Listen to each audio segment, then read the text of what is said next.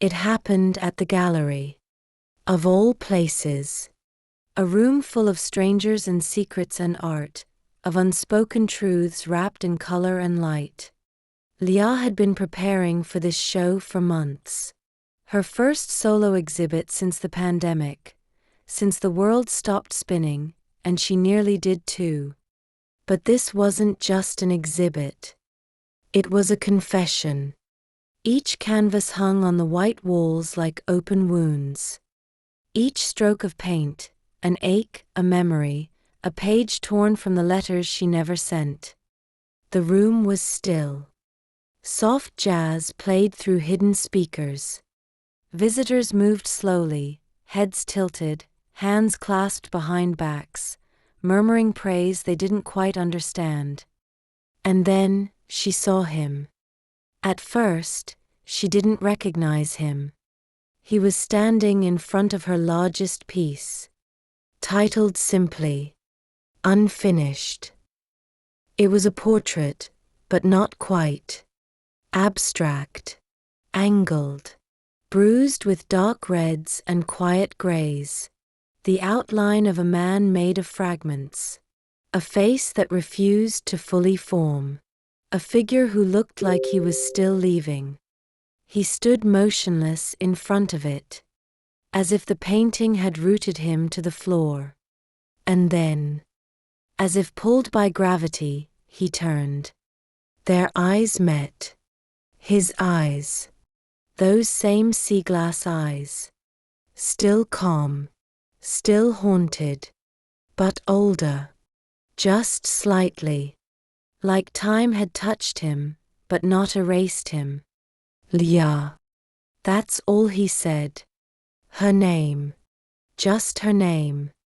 But in that one word was everything. Every letter. Every echo.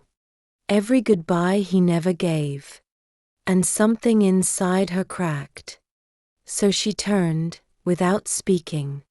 And walked out. Outside, the city was louder. Colder.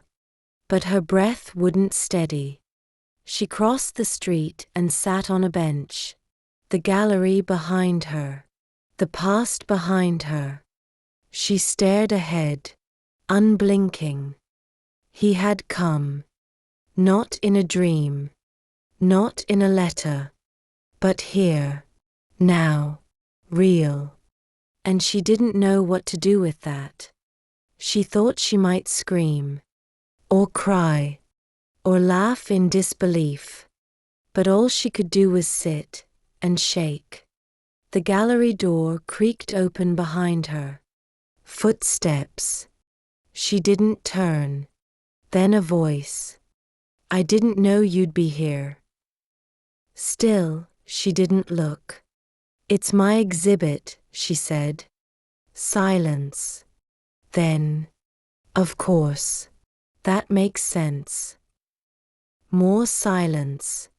The kind that filled the spaces between them for 7 years. Heavy.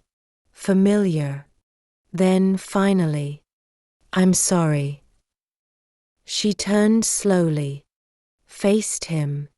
The wind played with her hair. Her eyes were steady.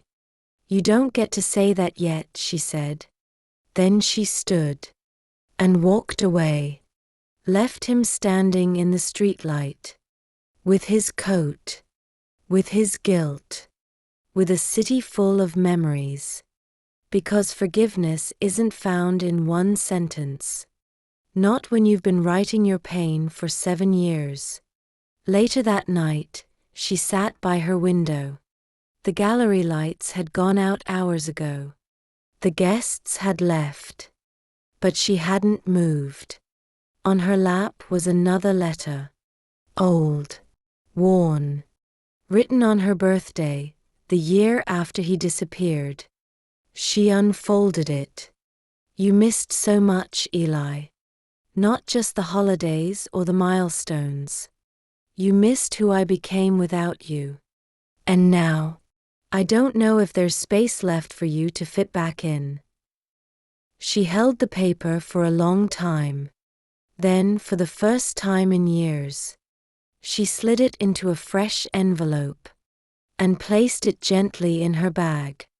Not because she was ready, but because maybe, just maybe, he needed to know what it felt like to be left, what it meant to be the one who stayed.